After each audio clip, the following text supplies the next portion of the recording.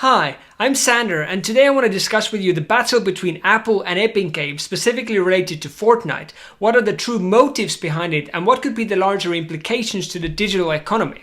So it all started last year when Fortnite launched an update that actually had a hidden bypass for Apple payment system. So they offered a direct payment that was cheaper. That was clearly going against Apple's terms of service, so they've removed Fortnite from the App Store overall.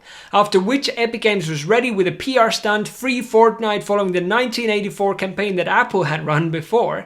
And they also formed a coalition for app fairness, bringing together others who are fighting against the App Store restrictions. Apple at the same time also launched a PR campaign to support small business. And they all were still going against each other, where Epic Games is saying that they're building a walled garden and Apple is saying they're just doing it for their own benefit to make themselves look good and make Apple look bad. So why is Epic suing Apple? What are they saying? Number one is that they're limiting consumer choice, that they don't allow other marketplaces, other app stores on the platform. Number two, that they're restricting developers to offer alternative payment methods or alternative solutions within the app, and they're not giving a full access to the development ecosystem. And number three is that they're forcing a 30% tax through that on all developers. So what's Epic's proposed solution? What do they want to get out of that? Their ideal scenario is if they can put Epic Game Store, a third-party store, on other platforms like iOS. They could also allow side-loading apps to the platform, and also offer third-party payments so they can offer those lower-cost solutions for their customers. What Apple is saying on higher level is that, hey, there's so many substitutes, you don't have to use iOS and App Store if you don't want to. They're also saying that they're offering great access to developers already through all of the APIs that they have available, and they're doing it in order to provide a secure and safe place for their consumers. And regarding the fees, they're following the same fee structure as everybody else in the industry, with 30%, with integrated payment solutions into the operating system. So let's dive into each one of them and see what is it all about, what the substance is. On limited choice, as I said, Epic is saying that they're building a walled garden to lock in consumers. That's specifically related to buying all of the content on the platform that they can't take with them, or even something like an iMessage service that you can't take to other platforms. Apple at the same time is saying that, hey, there's great market substitution out there, that you can use. iPhone is just one device and one platform, that is one way of paying for the service, but you can use other ways of monetization and you can use all the other devices. The second thing on limited choice is that Epic Games is saying that there's very few switching after they're so locked into the platform. They're showing only 1% of consumers switching from the platform. And Apple is saying no, almost 95% of the consumers are using multiple devices and multiple platforms. They're multi-homing their experiences across different devices. And also they're saying that they're limiting choice for the security and safety reasons, but actually they're very inconsistent in their app review processes, and there's so much bad stuff going through. And they're showing specific examples from the emails, and also showing how developers are frustrated about Apple's inconsistencies. But Apple is saying we're super consistent. We got more than 500 people who are specialists reviewing the apps. We got more than 1.8 million apps available, and 40% of the submissions get rejected. The second thing that Epic is saying, that there's the developer restrictions in place. So let's say what do both have to say against that. Number one, Epic is saying that they're unable to deliver alternative payment methods, which is against Apple's terms of service. And they're saying that Apple is doing that purely in order to get other developers to use their payment services versus others. Apple is saying that no, actually this is enabling innovation and creating network effects. Apple was the one that really brought in-app payments into masses and enabled a new ecosystem. And they're saying that Fortnite would have never happened without in-app payments being available for them and other developers. Number two, on developer restriction, they're saying that Epic is saying that the security mechanisms that are insisting on iOS actually can be replicated similarly as Mac OS. So on Mac OS, you can sideload an app, you can have Steam app stores available, and they're saying that all of the same functionality on operating system level in the kernel can be built in and ensure that all developers follow that also on iOS. So they could allow other payment methods and sideloading apps by doing doing it completely safety. And Apple is saying, no, no, no, we need an integrated ecosystem to ensure security, privacy, and reliability, and therefore we have very few infections compared to someone like Android or other more open platforms that are not fully integrated ecosystems. In addition, Epic is saying that Apple is giving a preferential access that is only limited to Apple. That's specifically related to when you're buying books on the platform that you can't tell elsewhere, or iMessage that doesn't work on other platforms, and other examples that I brought in their documents. Apple is saying, on the other hand, no, we brought the tremendous access to Apple IP on the platform. There's more than 2,500 APIs, application programming interfaces, that developers can take and make use of, that we actually enabled a lot of developers rather than restricting them. You can see the contrast. Moving on to the last point around forced tax and payment methods, around going only through the Apple in-app payment route and forcing the 30% tax. Epic is saying that actually Apple is making outsized operating margins compared to everybody else in the industry, getting more than 70, almost 80% margins on their product compared to everybody else who's hovering less than or around 20%. Apple is saying no.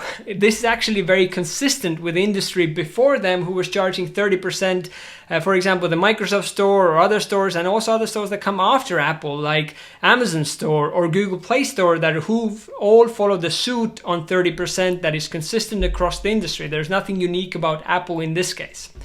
Epic is saying that there's no alternative payments accepted, that consumers are locked in, only using Apple payment solutions and in-app payments.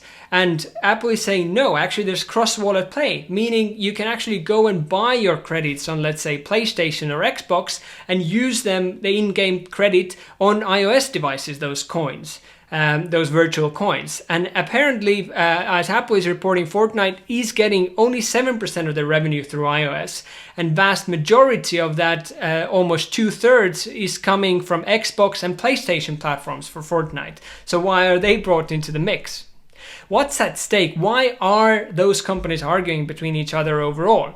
There's a larger objective in place. Well, Epic wants to build the metaverse. They want to be the next iOS. They want to offer the music app, the artist, the radio apps, 3D model stores and painting apps and web browsers, all within the Epic's universe. While at the same time, Apple's bigger objective is to grow their services revenue, which is inherently much more profitable and higher margin business for them, and also helps them diversify away from their dependency on hardware sales. There's Epic Games is revenue-wise is making around $5 billion last year, and Apple made around $15 billion estimated in App Store commissions. And for Apple, 90% of that revenue is actually games. So there's also a lot of money in addition to the larger objective in play. And if you look at the upside, let's say it all went down from 30% to 3%, then the potential upside to someone like Epic Games could be $2 billion additional a year. So it sounds like a worthy cause to fight for.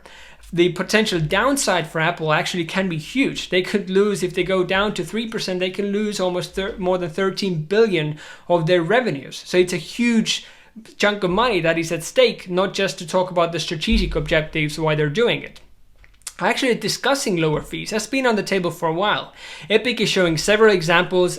Both are using Steve Jobs quotes, by the way, on both sides of the aisle. Epic is saying that Steve Jobs said that they love free apps, and they want free apps to enrich the iPhone experience because that helps them to sell more iPhones the more apps they have available on the platform.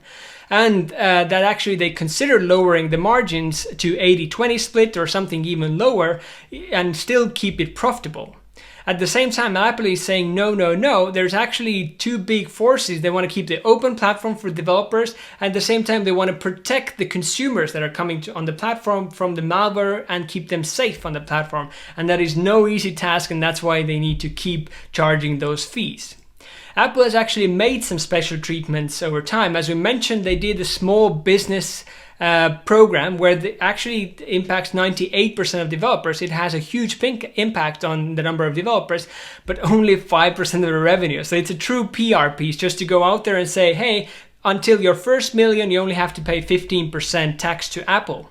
They also have a special program for video streaming services such as Prime Video and Canal Plus, for example, who can use their own payment methods and only pay 15% using Apple payment methods.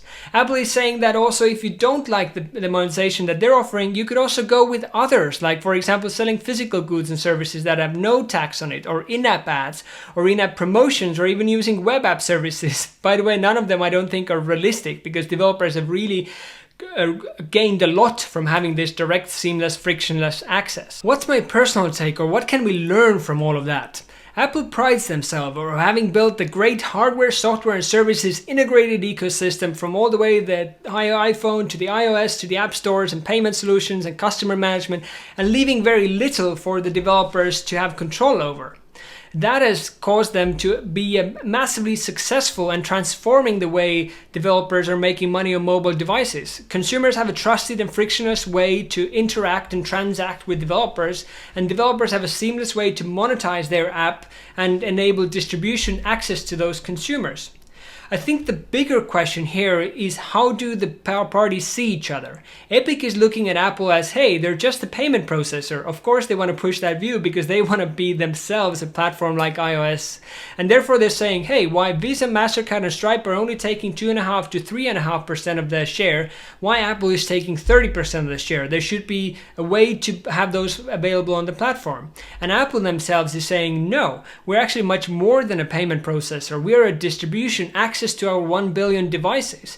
We enable discovery, and we are there to develop your apps to those consumers. We also enable monetization through building those APIs, frictionless payments. We also are going to help you lower your churn because the credit cards are always up to date that are associated with your Apple account. And we're also going to take care of the customer management for you. At the same time, I think this case will, however, be mostly around the market definition.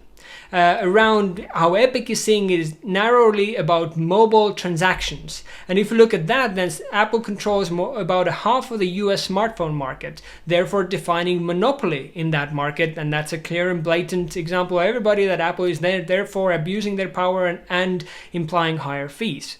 If you look at Apple's definition of market, then they're saying this is all gaming transactions that are happening.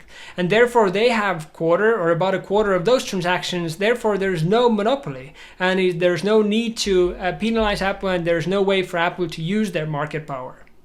At the same time, while this court case is going on, I think there is going to be some solution that might come from this court case, or also might come from legislation.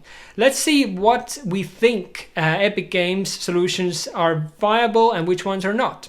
I don't think the third-party app stores would happen anytime soon, at least, because Epic itself is pushing this as to be an app store that's going to include competitive apps to Apple's own ecosystem. But I do think that there will be potential to have in-app third-party digital stores that Apple will allow on the platform, which can enrich the app experience itself rather than be a substitution for the App Store delivery.